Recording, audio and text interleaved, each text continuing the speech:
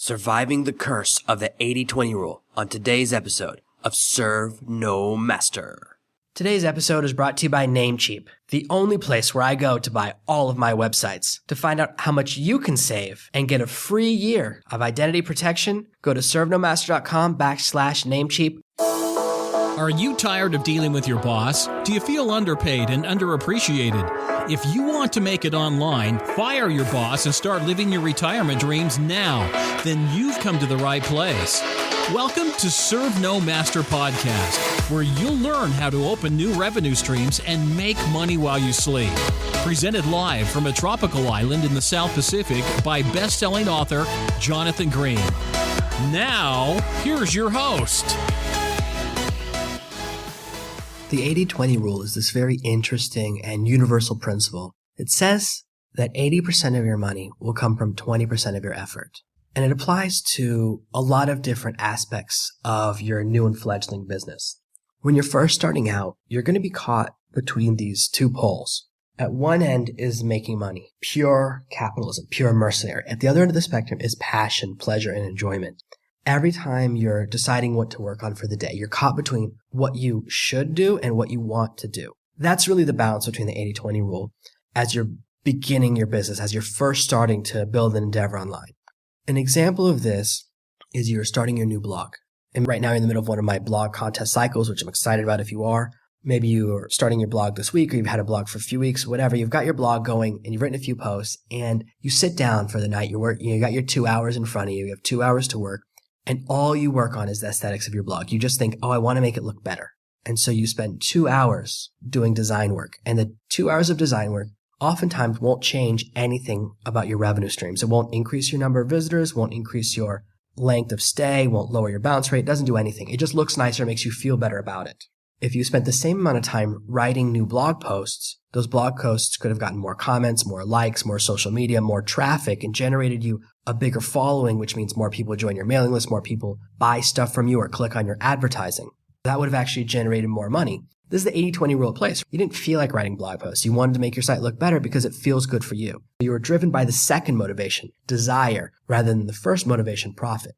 This is a very simple example of the 80-20 rule in action. It's very easy every day as you're working to get caught up in things that matter to you, that don't matter to anyone else. These are rabbit holes. These are little things that don't matter very much. An example of this is within my own membership site. With my bestseller coaching program, there's 9 modules and there's around 100 training videos covering everything about building an Amazon empire. Everything from choosing your first topic to designing the cover of your first book to finding reviews to getting traffic all the way through audiobooks and building a mailing list and building a tribe from books. It covers everything. It's a huge course. For a very long time, when you went through that course, you'd notice that the icons were all messed up.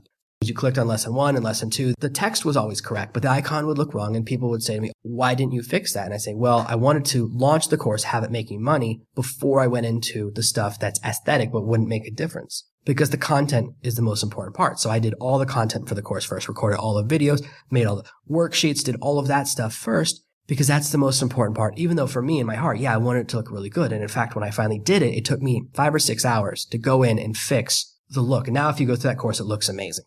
This is me resisting rabbit holes, resisting things that matter a little bit and people will complain about. People often will complain about small things that don't affect your business. Sometimes people say, I really don't like this. A perfect example just happened to me recently. If you've seen the contest, I'm running a contest this August. If this is the future, if you're watching this down the line, I'll probably be running a different contest. Every month I run different contests on my website to get people really excited. Some months it's a contest about starting your first blog in 30 days. Some months I do a contest where everyone writes a book all at the same time. We launch books together. We have a big contest where I do that. And sometimes I partner with another author and we do something really amazing. I love running contests and having competitions to get people into that cooperative spirit. For my podcast launch contest, I give away all these cool prizes, give away some cool stuff from Amazon, some of my best courses, all of that stuff. I made this video. It took me a really long time. I spent a really long time making that video using cartoon software. And I sent it to a couple of people. I sent it to someone who makes between 7 and 8 figures a year. I sent it to 2 people that have done some intern stuff for me in the past. One of the interns is making a couple $1,000s a month, and one of the guys doesn't follow a lot of the stuff I said. He's doing $50 to $80 a month because he went in a direction that I said not to do. He's doing all these things I said not to do.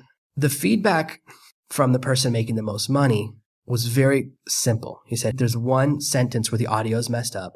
Change that and the video is perfect. When people first hear that, it'll sound a little bit weird. And he was right. I'd actually been thinking about that.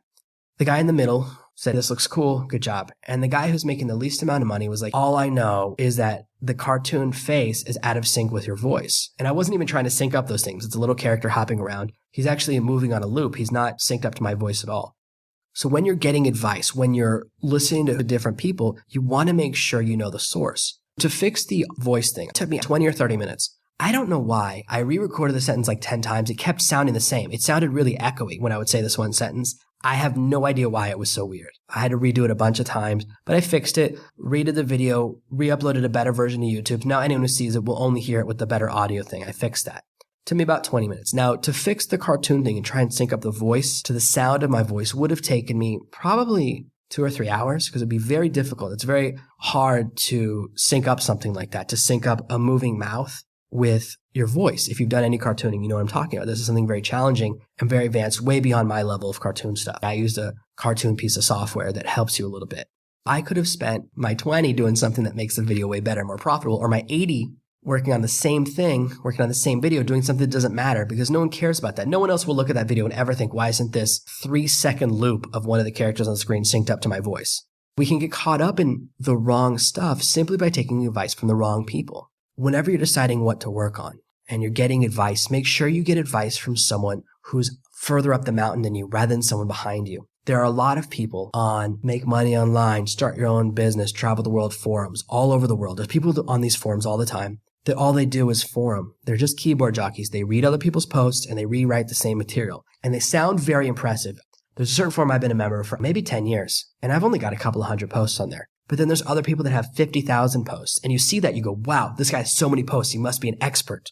But really, it's someone who just knows how to read and regurgitate the same material. And when you get advice from someone like that, you think they're an expert because you see they've been a member for a long time. You see they've written a lot of posts. You think, oh, this person must know what they're talking about because they've written so many posts. And you end up getting advice that sends you down a rabbit hole that doesn't affect your profit margins. It doesn't actually help you. We keep running into different areas of business where the 80-20 rule can trap us. The way to overcome and defeat this limitation is to track your income. At the end of every month, look at where your money's coming from. Maybe you put up a couple of videos on YouTube, you did a couple of blog posts, and you messed around on Facebook. One of them made $10, one of them made $20, and one of them made $100. Well, whichever one made the $100, now you know, okay, this is what's making me the most money. I want to do more and more of this. So the next month, you focus on that. For me, I noticed about a year ago when I was working for a lot of clients that a couple of clients were actually generating much more money for me. And I focused on them and I said, what can I do to increase my money from you guys? And at that point, I moved into copywriting. We talked about that and they said, yeah, if you could do the copy as well, we'll pay you 2 or 3 times as much. It massively bumped me up. And I moved into doing videos for them and copywriting for them. And for a lot of the clients I work with, people I partner with in all these different areas, I do these things. I noticed that. And then as I was working with them more and more, I noticed that some things would take a really long time for me to do and some things I could do very quickly. Then I said, why don't I pay someone else to do this time-intensive thing? And then I'll just do the final edit, do the final rewrite, tighten it all up, and save myself massive amounts of time. Same thing for how I research. I can teach someone a lot about my research method, and they can make the notes for me so I don't actually have to read the book, because that's not effective. When I'm researching a book, it might take me 3 hours to read the book and generate my bullet points, generate my notes, generate that part of it. But that's not really valuable to me. I don't make any money from that. The money actually comes from taking those notes and turning them into the content. That's where the real value is.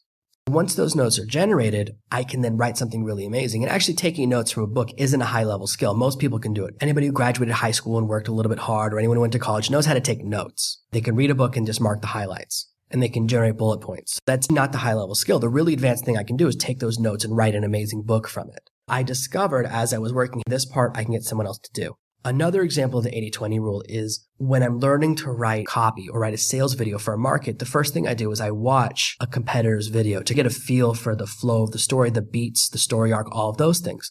Then you take that video, you turn it into text, you transcribe it, and then I kind of chop it up and then really look at the sections. I really analyze it to understand the flow. All of that's very time intensive. For me to actually listen and write down an entire audio script, that's insane. That's a huge amount of time. 30, 45-minute video would end up taking me 3, 4, 5 hours to do. That's a huge amount of time. That's a full day of work for me. Instead, I can pay someone else to do it for $30. the place I use charges $1 a minute. Sometimes when you're doing the 80-20 rule, you realize you're spending huge amounts of time on something that doesn't make you any money, but sometimes you'll discover, hey, I'm spending huge amounts of time on something I can pay someone else to do, and it's very low. I can pay someone else a small amount of money to do it. Those are the two things you want to look at. If you're spending a lot of time doing something that's generating revenue, building your business, make sure that it's very profitable for you. If it's something you can get someone else to do for very cheap, it's better to do that. It's better to pay someone else to do it. If I'm making $100 from a project and it will take me 10 hours, or I can pay someone $20 to do 9 hours of the work, I make less total money, but I make more money per hour. So pay attention to the money to time ratio. Sometimes you can cut your paycheck by 20%, but cut your work by 80%. This is the value in outsourcing. This is the value in working with teams. This is the value in paying people to do small tasks for you. As you're first starting out, and as I teach in my blog, walking through step by step, setting up your first blog, building it out, I do think you should manually do that part yourself. First, learn that because it's very simple. It can be done in less than an hour, even if you're a total technological beginner. But as far as designing your blog, when you get to that point where you want to make it look really beautiful and amazing and add in all these cool special effects, it might take you a very long time to learn how to do it. It's better to have someone else do it. This is the 80-20 rule when it comes to hiring people. Don't hire people to do things where it's more expensive, the value. So for example, same project. I have the project. I'm going to get paid $100.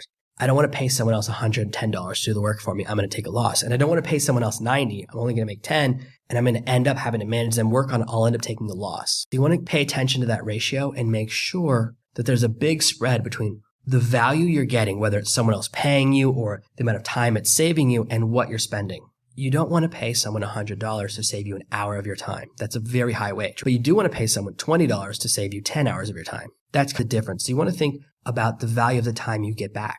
Right now I'm working on a project, a little video game thing, and I paid someone else a third of the money to do 99% of the work. They're going to do most of the work. I'll go through and do the final edit, the final read through, clean up everything, test everything, make sure it's super tight. But it would have taken me a huge amount of time to do the project on my own. It's very, very labor intensive, taking lots of screenshots, lots of technical stuff. Instead, getting someone else to do it, I'm getting back a huge amount of time. Yes, I'll make less money from the project, but in the end, the product will be better because the person I'm working with is very, very good. I often hire other writers to do first drafts for me, rough drafts for me, help me with stuff. There's often work coming from me. Part of being in my tribe before forming relationships with me is that I often pass work on to the people that are in my tribe or that I know are serious about what they do. This person will do an excellent job. I have total faith in their ability. They've worked with me on several projects in the past. I get the value of getting my time back because I'm very busy with several other projects at the same time. And they get the value of a project they can do, making an amount of money that's good for them for the amount of effort they're putting in. We create these good ratios. There's value for both people. There's value for me in that I get my time back. There's value for them, and then they have work. They have work coming in. They have something they're getting paid a good wage for, and it's something inside their skill set. Track your time. Track your profits. The more you know what you spent your time doing, the more you know where your different money is coming from, then you can say, oh, this is what I need to invest more effort in. Each month, or even at the end of each week, look at the money that's come in. Look at the value you've gotten from your different projects. If you put 5 books on Amazon and one book is making 90% of the money, well, then focus on that one book. Do everything you can to build it up. Make a sequel. Make bundles. Make extra prizes. Do anything you can to build up that one property rather than focusing on the other books that all combined are making 10%. Because each of those other books is worth, 2 or 3% of your income. This is the 80-20 rule. And it really comes out when you pay attention to your results. Most people working for yourself, we put in 160 hours of work a month. Let's say you're working a full-time work for yourself, 40 hours a week, about 160 hours a month, 4-week month. At the end of the month, you go, I worked this many hours and this is how much I got paid. That is the 9-to-5 mindset. That is a total amount of time in versus amount of money. When you work for yourself, you want to look at where each piece of money came from so you can isolate which work you're doing that's the most profitable. Now, I can't tell you in advance which thing that will be. You may discover that you make all your money from YouTube, and then the person next to you discovers they do much better with blog posting. I can tell you right now, I don't know how successful this podcast will be. I can't predict in advance that this podcast will be more or less successful than my book on Amazon or more or less successful for my business than my blog. I can't tell you because I haven't started tracking yet. Now, down the line, in a couple of months when I've done more tracking, I'll be able to give you that information, but I can't tell in advance before I do it. I can only tell afterwards. And this is why you want to track at the end of each month and say, I got this many visits from YouTube, this many visits from my podcast, this many visits from Facebook. That's the first level of tracking your following, tracking your traffic, saying these efforts led to this many visitors. When you get a little more sophisticated, and there's a lot of software that can help you with this, you want to track the value of your visitors. Let's say you get 1,000 visitors to your website this month and 100 people bought something. And you'll look and you'll go, I got 500 visitors from YouTube, 300 from Facebook, and 200 from Twitter. So you think I should really focus on that 500 and grow that because you think that's my largest amount of traffic. And you spend the next month and really invest and grow that 500 to 5,000, but then you only sell 200 units. Your profit doesn't grow proportionally. That's because you're just looking at total traffic rather than the quality of the traffic. Maybe when you do more research, you discover that only 200 people come from Twitter, but 75 of your sales came from Twitter. So we know that quantity is great, but quality is what we want to move into next, saying this is where I get people that actually buy stuff. When I started my first business online, my very first business was selling video, doing SEO for local businesses, for small clients in my area. I would get 20, 30 visitors to my website a day. Not a huge amount, but any individual client was going to pay me $500 to $2,000 a month. So I didn't need huge numbers because I had quality. I, for a while, was on page 1 of Google for the term SEO. So I would get all this traffic from Google. 99% of my traffic, I started getting 100, 200, 300 visitors a day. All of this traffic were people that were researching the term or people who owned other SEO companies. There were no sales ever came from that keyword. But when I would post on Craigslist and it would generate traffic, almost always it would lead to a sale. When someone saw my Craigslist ad and if they click from the ad to my website, probably 99% of the time they would call me or email me. We would move into negotiations. And then most of those I would end up closing. Then you're in the point of where they actually have the money, when you have the meeting, all those steps. But the first step is really seeing if they're even a buyer at all. There's people that are online and they're just doing research. They're just looking up stuff. I all the time type in search terms on Google and I'm just looking up stuff and doing research. I'm not in buy mode. But if I'm on Amazon and I do the same search, I'm ready to buy. And Craigslist is the same way. It's a site where people are ready to buy. Begin to track your traffic, your efforts, and say, this is where the majority of my profits are coming from. These are the customers. It might be the smallest total number of customers, but they're the customers who generate the most revenue. As we build our business, as you learn more and more, you get more sophisticated. So you'll keep hitting walls, and the solution will be to 80-20 your previous month over and over again. First, do 80 and 20 your time. Then you start to 80-20 rule looking at your traffic. Then you start 80-20 rule looking at your profits. How many of these people actually buy stuff? Then the next level beyond that, as you're building your business and growing, you start to look at lifetime customer value. People from source A, they all buy. 100% of them buy something, but only 10% of them buy anything else.